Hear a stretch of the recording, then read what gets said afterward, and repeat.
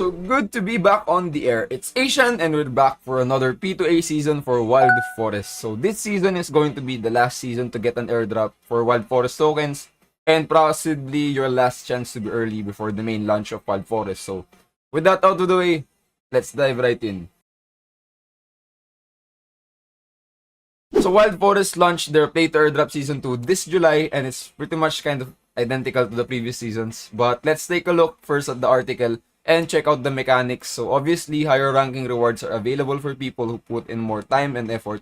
And it's still being tracked on the playwildforest.io website, just same as before. Something brand new that they added though is the categories of quests. So previously, it was exclusively in-game quests, but now there are in-game quests, social quests, as well as NFT quests or collectors. I will take a look at the quest board later, but I assume the in-game quest is still similar to the previous season, where people get rewarded for consecutive days played, reaching certain ranks or leagues in Wild Forest, as well as progressing in the battle pass or by completing tasks. And additionally, since there is an arcade mode that was introduced just recently, they've added a daily leaderboard for arcade mode based on wins, I think, where the placers there get honor points for that day. So that's nice for the people who are exclusively doing tasks for arcade mode. Next, of course, is the referral system, which we've already covered in a previous video. How this works is just you get honor points for inviting your friends and they input your code inside the game. You can get your unique invite code by launching your Wild Forest app, clicking the main menu, and under social, you will see your unique 6-letter code. And last but not the least, of course, the NFT or collector quest. So they are placing a large incentive for players to collect and hold Wild Forest NFTs, including but not limited to the lords and the skins. Additionally, there's a big boost to people not just hold lords but also stake them, which is a nice bonus because people who participated in the lords round are already doing it for a nice allocation of Wild Forest tokens on TGE.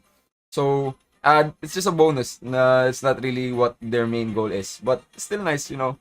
For skins, I'm not sure how worthwhile this is. Let's see in the quest board later, but bottom line is you get honor points for each skin you own, as well as a bonus if you have a complete set. Like for example, you have one skin from the Spirit Warrior skin line, Spirit Warrior Ninja, Swordsman, Archer, and so on. The quests and availability in Season 2 are also the Marathon, of course, which you just have to play consecutive days.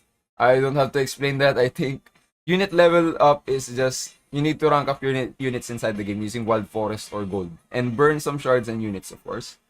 Battle Pass is going to be a big pain in the ass because it gets harder and harder to progress since the tasks get exponentially harder. Leagues is relatively easy. It's not that hard to reach a top league in Wild Forest to progress, to be honest, if you have the gameplay down. And I don't mean any arrogance or whatever. It's just true.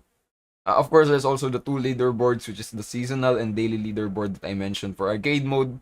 Then next, we have the social quests, which includes the referral program.